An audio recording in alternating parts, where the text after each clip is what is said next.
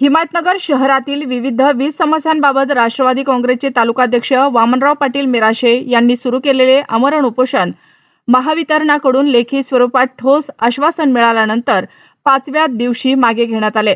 हिमायतनगर येथील महावितरण उपविभागीय कार्यालयासमोर 9 मार्च 2026 पासून विविध मागण्यांसाठी वामनराव पाटील मिराशे वडगावकर यांनी बेमुदत उपोषण सुरू केलं होतं। त्यांच्या आंदोलनाची दखल घेत दिनांक 12 मार्च रोजी सायंकाळी महावितरण विभागाचे कार्यकारी अभियंता व स्थानिक अधिकाऱ्यांनी आंदोलकांशी सविस्तर चर्चा केली। यावेळी शहरातील वीज समस्येबाबत मांडलेल्या मागण्यांवर सकारात्मक निर्णय घेत कामे मार्गी लावण्याचे आश्वासन देण्यात आले। महावितरण प्रशासनाच्या माहितीनुसार हिमायतनगर शहरात RDSS योजनेअंतर्गत विविध कामे सुरू असून काही विद्युत रोहित्र सुरक्षित ठिकाणी स्थलांतरित करणे, काही भागात HVDS रोहित्र बसवणे, खराब वीज लाईनची दुरुस्ती आणि धोकादायक वीज वाहिन्यांचे स्थलांतर आदी कामे करण्याचे पत्रात नमूद केले।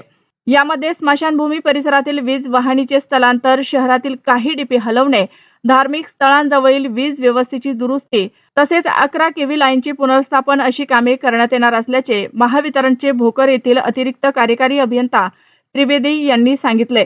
या प्रकरणी संबंधित अधिकाऱ्यांच्या कामकाजाची प्राथमिक चौकशी सुरू असून आवश्यकतेनुसार शिस्तभंगाची कारवाई केली जाईल असेही पत्रात नमूद करण्यात आले असून उपोषण मागे घेताना महावितरण विभागाचे अधिकारी, कर्मचारी, नगरसेवक डॉक्टर राजेंद्र वानखेडे, सुभाष बल्पेवाड, सरदार खान, माजी सभापती गजानन तुप्तेवार, बाळूअण्णा चौरे, संदीप अग्रवाल, सदाशिव सातव, रामभाऊ सूर्यवंशी, श्याम ढगे, राजदत्त सूर्यवंशी, मुन्नाभाऊ शिंदे, बालाजी ढोणे आदींसह अनेक नागरिक उपस्थित होते। वामनराव मिराशे पाटील यांनी ज्या काही मागण्या केल्या आहेत त्या सगळ्या मागण्या लोक हिता उपयोगी असल्या कारणाने त्यांच्या मागण्या आपण मान्य केलेल्या आहेत आणि त्या सार्वजनिक लोकांनी त्या जे काही कामं आहेत तर ते कामं म्हणजे त्यांनी त्या कामामध्ये सहकार्य करून ते कामं करून घ्यावेत।